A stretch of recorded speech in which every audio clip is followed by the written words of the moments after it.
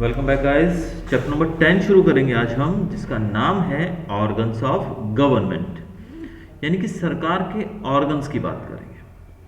तो मुख्यतः अगर बात की जाए तो सरकार यानी कि जो गवर्नमेंट है हमारी, इसके 3 ऑर्गन्स होते हैं। अब तीनों ऑर्गन्स जो हैं उनके काम भी अलग अलग हैं, उनके कार्य क्षेत्र अलग अलग है। पहला टॉपिक है इसमें, पहला जो हम पढ़ते हैं वो है लेजिस्लेचर। तो 3 ऑर्गन जो है, पहला रहता है उसमें लेजिस्लेचर, दूसरा रहता है एग्जीक्यूटिव और तीसरा जुडिशरी। तो ये 3 पार्ट है। देखिए ये तीनों आपको याद रखने हैं। Whenever it is asked name the 3 organs of the government, they are legislature, executive and judiciary. We shall study in detail the formation of all these organs of the government, their parts, their functions and their interpersonal relations. तो अब हम आगे पढ़ेंगे इन तीनों सरकारों के powers के बारे में, कि ये तीनों जो हमने पार्ट्स देखे, ऑर्गन्स देखे गवर्नमेंट के, इनकी पावर्स क्या क्या हैं, इनके फंक्शंस, इनके काम क्या क्या हैं, और इनके आपसी रिलेशंस के बारे में भी पढ़ेंगे कि ये कैसे एक दूसरे से जुड़े हुए हैं। One of the main objectives of the nation is to maintain law and order and thereby achieve the welfare of the nation, and at the same time to nurture and protect the freedom and fundamental rights of the citizens.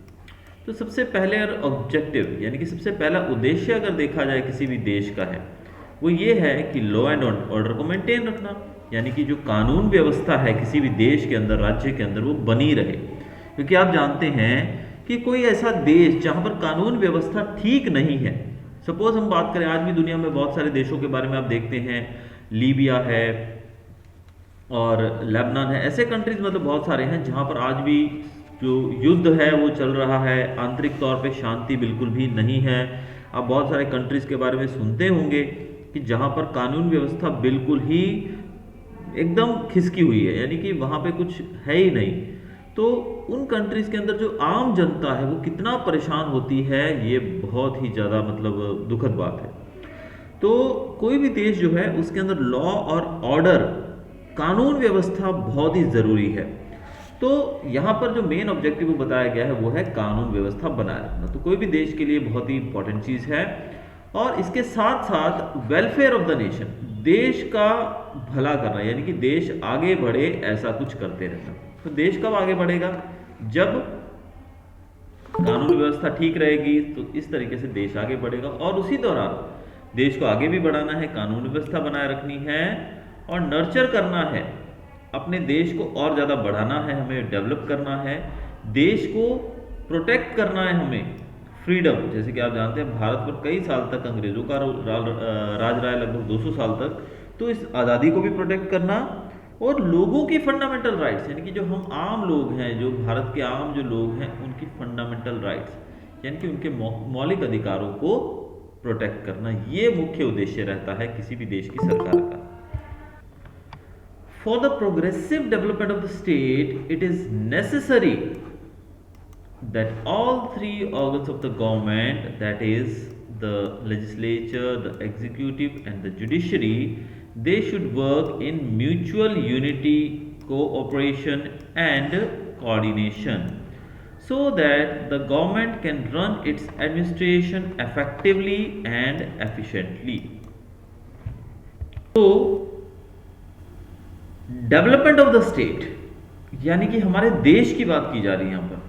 तो देश की development कब होगी? जब सरकार के ये जो तीनों ऑर्गन्स हैं, जैसे कि लेजिस्लेचर, एग्जीक्यूटिव और जुडिशरी, जब ये सब मिलकर काम करेंगे। जिस प्रकार से आप जानते हैं कि एक ह्यूमन बॉडी जो है उसके अंदर अलग अलग पार्ट्स हैं, या फिर हम बात करें किसी भी गाड़ी की जिसके 4 पहिए हैं, जब वो उसके बॉडी पार्ट्स, इंजन का ईच एंड एवरी पार्ट, उसके पहिए, ये सब जब मिलकर काम करेंगे तब वो गाड़ी ठीक तरीके से चलेगी। अगर हम कहें कि भाई टायर जो है गाड़ी में से, पहिए जो है वो निकाल दिए जाएं तो वो गाड़ी चलती रहेगी, इट्स नॉट पॉसिबल। अब अगर गाड़ी के इंजन को अपने पर बहुत गर्व हो कि भाई देखो मैं इंजन हूँ, मेरे बिना गाड़ी नहीं चल सकती है, मैं बहुत कीमती हूँ, मेरे बिना कुछ नहीं हो सकता है, तो ये बात बिल्कुल गलत है। क्योंकि अगर उस गाड़ी में से हम पहिए निकाल दें तो वो गाड़ी एक कबाड़ का ढेर, एक खोखा बनकर रह जाएगी।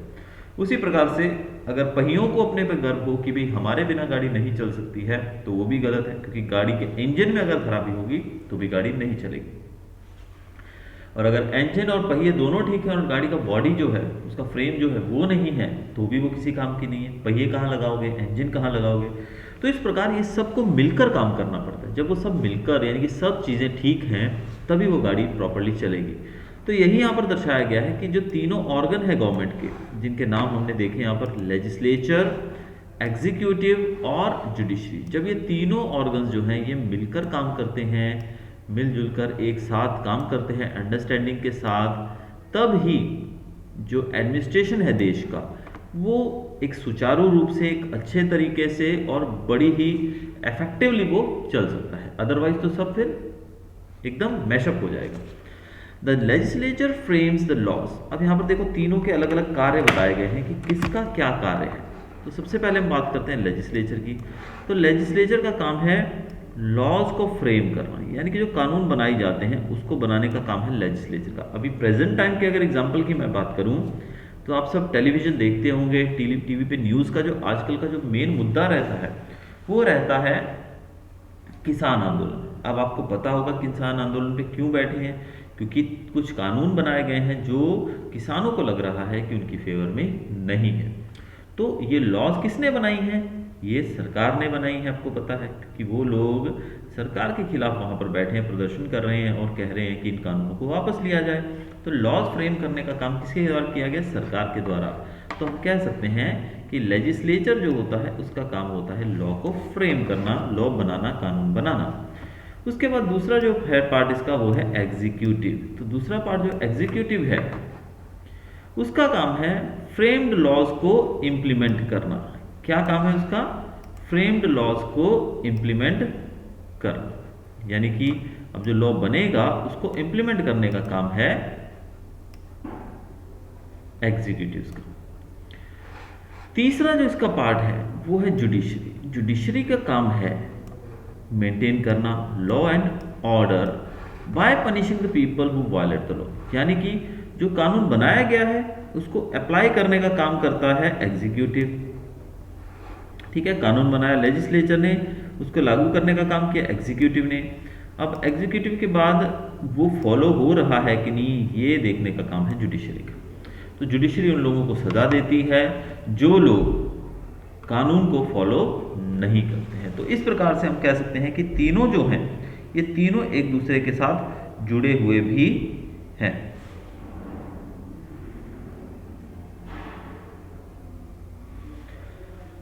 आगे हम देखते हैं the legislature as per the constitution of India consist of parliament and the centre and legislative assemblies at the state level. अब हम बात करें अगर लेजिस्लेचर की,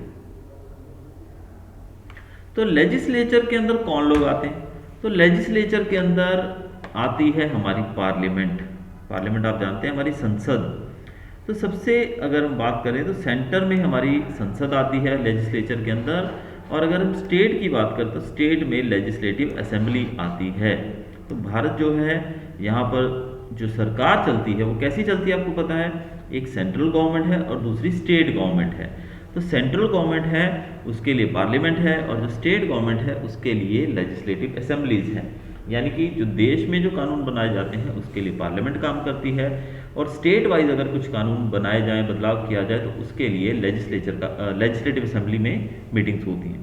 तो हम कह सकते हैं कि दोनों ही पार्लियामेंट और लेजिस्लेटिव असेंबलीज जो हैं ये दोनों ही लेजिस्लेचर का पार्ट हैं।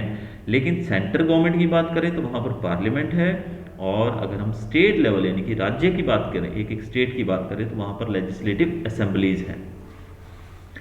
अब जो लोग पार्लियामेंट में बैठते हैं, यानी कि जो जीतने के बाद पार्लियामेंट के अंदर बैठते हैं, उनको कहा जाता है एमपी। आपने ये शब्द सुना होगा एमपी। एमपी का मतलब होता है मेंबर ऑफ पार्लियामेंट। वैसे ही जो लोग लेजिस्लेटिव असेंबली के अंदर बैठते हैं, यानी कि जो लोग राज्य के अंदर जीतते हैं जो इलेक्शन, उनको बोला जाता है एमएलए। एमएलए का फुल फॉर्म रहता है मेंबर ऑफ लेजिस्लेटिव असेंबली। ये दोनों चीज़ें आपको मन में बिठा लेनी है। आज के बाद कहीं भी आपको एमपी शब्द लिखा दिखे तो एमपी का मतलब होता है मेंबर ऑफ पार्लियामेंट, और एमएलए का मतलब होता है member of legislative assembly. MLA जो है वो स्टेट में होता है और एमपी जो है वो सेंट्रल लेवल पर होता है। The executive as per the constitution of India consist of, अब एग्जीक्यूटिव में कौन कौन आता है ये तो हमने देखा लेजिस्लेचर में। एग्जीक्यूटिव में जो लोग आते हैं उसमें आता है पहले प्रेसिडेंट, फिर दूसरे में आता है यहाँ पर प्राइम मिनिस्टर, और तीसरा है कैबिनेट मिनिस्टर्स।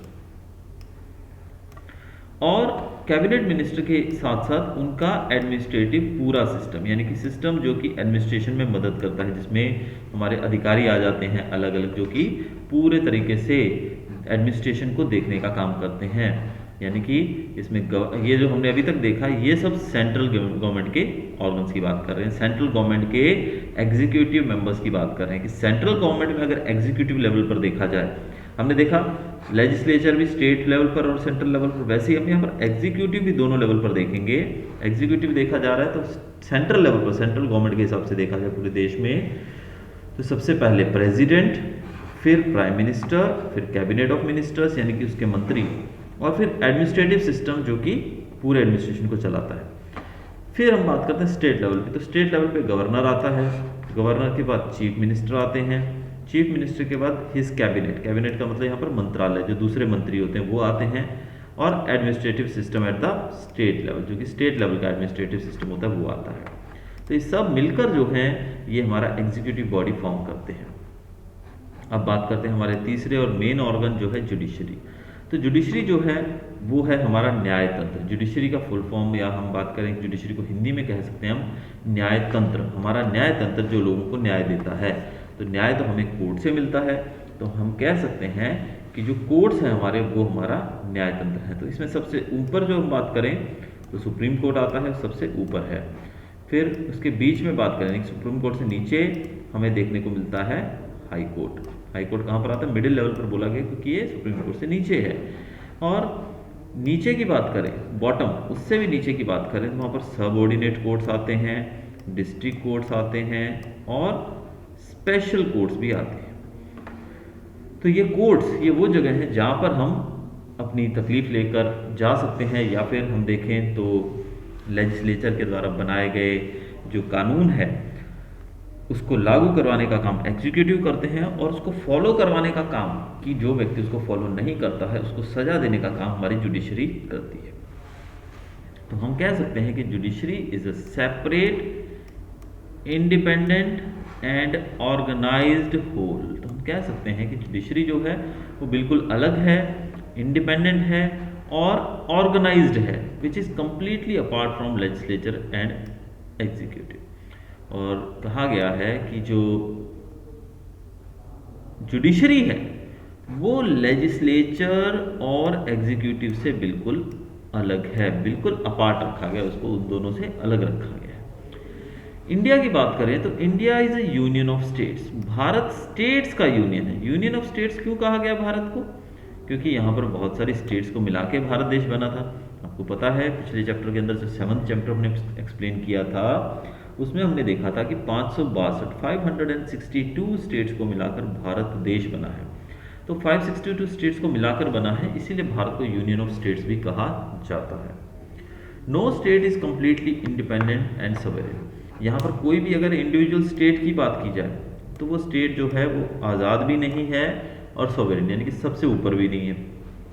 सबसे ऊपर है हमारा देश, हमारा भारत। तो कोई स्टेट जो है इससे ऊपर नहीं है, ना ही इंडिपेंडेंट है। ये सब हमारे देश का एक हिस्सा है। The Indian parliamentary system has divided the powers according to the principle of division of powers between the centre and the state such that the legislature and the executive is totally interdependent on each other. तो यहाँ पर जो बात कही गई है वो ये है कि भारत की जो पार्लियामेंट्री सिस्टम है भारत का, वो पावर्स को इस प्रकार से डिवाइड किया गया है, डिवीजन ऑफ पावर्स के आधार पर उसको बांटा गया है। जैसे कि पहले हम देखते हैं कि सेंटर और स्टेट। अब सेंटर और स्टेट को इस तरीके से बांटा गया पावर। देखिए सेंटर मतलब केंद्र सरकार, स्टेट मतलब स्टेट गवर्नमेंट यानी कि राज्य सरकार। तो सेंट्रल गवर्नमेंट और स्टेट गवर्नमेंट के पास पावर्स को इस प्रकार से बांटा गया है कि ये दोनों जो है एक दूसरे के ऊपर डिपेंडेंट है। They are interdependent of each other, यानी कि एग्जीक्यूटिव जो है वो लेजिस्लेचर पे डिपेंडेंट है और लेजिस्लेचर जो है वो एग्जीक्यूटिव पे डिपेंडेंट है। ये दोनों एक दूसरे के ऊपर डिपेंडेंट है। Where is the judiciary separate, independent and impartial. लेकिन अगर बात करें जुडिशरी की तो जुडिशरी एकदम सेपरेट है, इंडिपेंडेंट है और इम्पार्शियल ऑर्गन है। यानी कि जुडिशरी के ऊपर लेजिस्लेचर या एग्जीक्यूटिव का कोई दबदबा नहीं है, वो बिल्कुल इंडिपेंडेंट है। The principle of division of power. अब principle of division of power के बारे में हम पढ़ेंगे। The government carries out the function of the state and these are different from one other. The functions of all three organs of the government are different and all the functions require a certain expertise. All the three organs of the government should be administered by different people and each organ should carry out its own function. By division of powers, misuse can be avoided. अब यहाँ पर हम जानते हैं कि दोनों जो सरकारें हैं हमारी, केंद्र सरकार और राज्य सरकार, इन दोनों की जो पावर्स हैं इनके बीच में डिवाइड की गई हैं और ये अपना अपना अलग फंक्शन करती है, यानी कि अपना अपना इनका कार्य क्षेत्र है। और पावर का मिसयूज ना हो इसको ध्यान में रख के भी डिवीजन किया गया, यानी कि कोई भी व्यक्ति अपनी पावर का मिसयूज ना कर सके, इसका भी ध्यान रखा गया है। It is necessary to divide the powers among the three organs of the government in order to make the function of the government easy and efficient. अब हम जानते हैं कि जब तीन ऑर्गन्स हैं गवर्नमेंट के, यानी कि एक व्यक्ति के तीन पुत्र हैं, तो तीनों के अंदर अगर समान रूप से संपत्ति को बांटा जाएगा, प्रॉपर्टी को बांटा जाएगा तो तीनों खुश रहेंगे। लेकिन अगर उन तीनों के बीच में प्रॉपर्टी को समान रूप से न बांटा जाए तो तीनों के तीनों ही एक दूसरे से लड़ झगड़ कर मर जाएंगे। तो उसी प्रकार से जब हमने देखा कि गवर्नमेंट के कितने ऑर्गन्स हैं, तीन, तो इन तीनों के पास जो पावर्स हैं वो भी इक्वली बांटी गई है, प्रॉपरली बांटी गई है, ताकि अब देखिए इक्वली तो नहीं कहेंगे हम, लेकिन प्रॉपरली इस प्रकार से बांटी गई है ताकि देश का जो फंक्शनिंग है वो प्रॉपरली चलता रहे। गवर्नमेंट जो है वो देश को आसानी से और एफिशिएंटली चला सके। एग्जाम्पल जैसे कि the legislature has the power to formulate law, जैसे कि लेजिस्लेचर के पास पावर दी गई है लॉ बनाने की। But some powers are so given to the executive and the judiciary that the legislator can not misuse its powers. ये बहुत इंपॉर्टेंट चीज़ है कि जैसे कि कानून बनाने की जो पावर है वो दी गई है लेजिस्लेचर को, तो कानून बनाने का काम कर सकता है कौन, लेजिस्लेचर। तो लेजिस्लेचर कानून बना सकता है, लेकिन इसका मतलब ये नहीं है कि वो अपनी पावर का मिसयूज करे। कुछ पावर दी गई है एग्जीक्यूटिव को भी और जुडिशरी के पास भी अलग पावर है। अब ये जो दोनों हैं, ये दोनों एग्जीक्यूटिव और जुडिशरी जो पावर्स इनको दी गई हैं, इससे ये दोनों की पावर्स लेजिस्लेचर की पावर से बिल्कुल भिन्न है। कि अगर लेजिस्लेचर अपनी पावर का मिसयूज करने की कोशिश करे, यानी कि तीनों की पावर्स जो है वो एक दूसरे से जुड़ी हैं लगभग, लेकिन अगर देखा जाए कि ये लेजिस्लेचर कोई जगह पर अपनी पावर का मिसयूज करना चाहता है तो ऐसे में एग्जीक्यूटिव और जुडिशरी उसको रोक सकते हैं। तो ऐसा नहीं है कि लेजिस्लेचर की पावर है वो बस उसने जो लिख दिया जो कर दिया वो हो जाएगा, नहीं, वो सब चीज़ों के लिए पावर जो है वो इन दोनों के पास भी है ताकि इसको रोका जा सके। Similarly the executive is controlled by giving powers to the legislator and judiciary. जैसे लेजिस्लेचर को कंट्रोल करने के लिए पावर दी गई है एग्जीक्यूटिव और जुडिशरी को, वैसे ही एग्जीक्यूटिव को कंट्रोल करने के लिए लेजिस्लेचर और जुडिशरी को भी पावर दी गई है। The judiciary is controlled by giving powers to the legislature and executive. अब जुडिशरी को कंट्रोल करने के लिए पावर इन दोनों को दी गई है, यानी कि अगर हम बात करें तीनों ऑर्गन्स को देखें, अगर हम लेजिस्लेचर को एल मानते हैं, एग्जीक्यूटिव के लिए ई और जुडिशरी के लिए जे, तो एल को कंट्रोल करने के लिए इन दोनों को पावर दी गई है, ई को कंट्रोल करने के लिए इन दोनों को पावर दी गई है और जुडिशरी को कंट्रोल करने के लिए इन दोनों को पावर्स दी गई है। तो इस तरीके से एक दूसरे के कंट्रोल में ये सब रहते हैं। आगे हम पढ़ रहे हैं लेजिस्लेचर के बारे में। India is a republic having a parliamentary democracy. Bharat एक रिपब्लिक है और हमारी जो डेमोक्रेसी है वो है parliamentary democracy. The representation of the people at the center is seen at the parliament and of the state is seen at the legislative assembly. The parliament is an important and apex organization of the nation. The Indian parliament consists of president, the vice president, Rajya Sabha and Lok Sabha.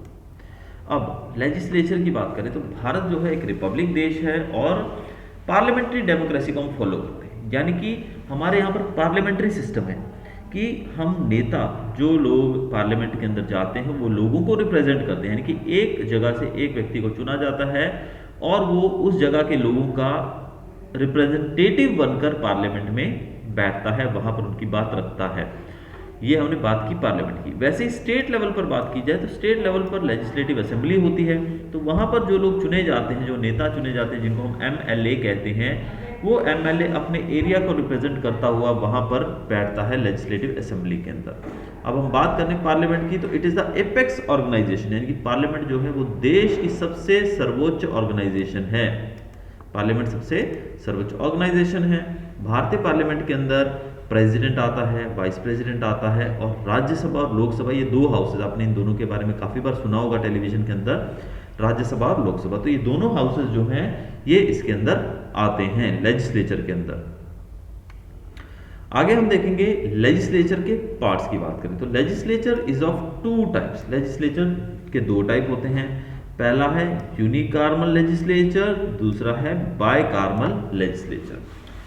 यूनिकार्मल legislature, when the legislature is consisting of one house it is called unicameral. अब अगर legislature के अंदर एक house होता है तो उसको कहा जाता है यूनिकार्मल। यूनि का मतलब होता है एक, तो अगर एक हाउस होगा तो उसको यूनिकार्मल कहा जाएगा।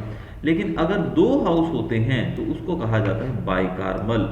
अब ये भी आपको मैं समझाता हूँ। आपको पता है कि पार्लियामेंट तो देश के अंदर एक ही है हमारे, और पार्लियामेंट जो है उसके दो पार्ट है वैसे, राज्यसभा और लोकसभा। उसमें प्रेसिडेंट भी आते हैं, वाइस प्रेसिडेंट भी आते हैं। लेकिन जो स्टेट लेवल पर बात की जाए तो स्टेट लेवल पर कुछ स्टेट्स के अंदर दो हाउस होते हैं और कुछ स्टेट के अंदर एक ही हाउस होता है।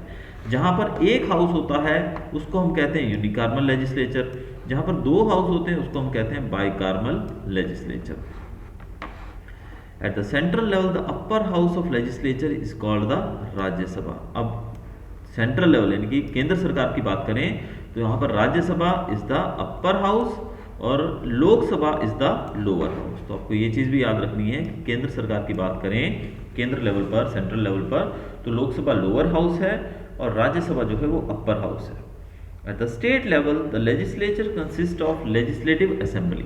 अब हम बात करें स्टेट लेवल की, यानी कि राज्य स्तर की बात करें आपकी स्टेट की, तो यहाँ पर लेजिस्लेचर जो है उसके अंदर लेजिस्लेटिव असेंबली भी होती है और लेजिस्लेटिव काउंसिल भी होती है, यानी कि दो हाउस होते हैं जहाँ पर। तो दो हाउस अगर होंगे तो एक होगा लेजिस्लेटिव असेंबली और एक होगा लेजिस्लेटिव काउंसिल। यानी कि अगर स्टेट लेवल, अगर आगे आपकी स्टेट के अंदर दो हाउस है अगर, तो एक हाउस को, लोअर हाउस जो है उसको बोलेंगे लेजिस्लेटिव असेंबली और अपर हाउस को हम बोलेंगे लेजिस्लेटिव काउंसिल। ज्यादातर जो स्टेट्स हैं भारत के अंदर उनके अंदर एक ही असेंबली है जिसको हम बोलते हैं लेजिस्लेटिव असेंबली। जैसे कि states like Bihar, UP and Maharashtra, they have to houses that is legislative council. अब बात सिंपल यहाँ पर ये है कि जैसे कि अगर हमें दो रोज बनाने हैं, दो रो बनाने हैं, दो ईंटें लगानी है, दो ब्लॉक्स लगाने हैं, तो सबसे पहले हम नीचे का ब्लॉक लगाएंगे और फिर उसके ऊपर दूसरा ब्लॉक लगाएंगे। क्या आप डायरेक्ट दूसरा ब्लॉक लगा सकते हो? नहीं लगा सकते हो। इसी प्रकार हर एक स्टेट के अंदर लोअर हाउस तो होता ही है, यानी कि नीचे का ब्लॉक तो हमको लगाना ही पड़ेगा, भले हम उसके ऊपर लगाएं या ना लगाएं।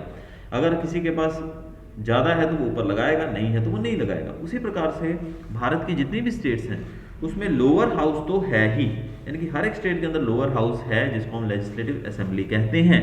लेकिन कुछ जगहों पर लेजिस्लेटिव काउंसिल अपर हाउस भी है, यानी कि जिसके पास दो हाउस हैं। आप समझ सकते हैं कि समझिए कि ये हमारा है लोअर हाउस जिसको हम लेजिस्लेटिव असेंबली कहते हैं। तो ये तो हर एक स्टेट के अंदर है, लेकिन कुछ स्टेट के अंदर एक और हाउस है जो इसके ऊपर का हाउस बोला जाता है जिसको हम बोलते हैं लेजिस्लेटिव काउंसिल। तो ये भी कुछ स्टेट्स के अंदर है। तो ये उन स्टेट्स के अंदर जो काफ़ी बड़ी हैं साइज में, जैसे कि बात करें बिहार, यूपी, महाराष्ट्र जैसी स्टेट्स जो हैं वहाँ पर ये दोनों हाउस देखने को मिलते हैं, लोअर हाउस भी, अपर हाउस भी। तो लेजिस्लेटिव काउंसिल जो है that is the upper house and legislative assembly is the lower house. अब गुजरात की बात करें तो गुजरात के अंदर सिर्फ एक ही हाउस है and that is legislative assembly. Lower house तो सब जगह पर। तो ये था हमारा आज का चैप्टर। मिलते हैं कल एक और वीडियो के साथ, तो हम कंटिन्यू करेंगे यहीं से। Till then good bye.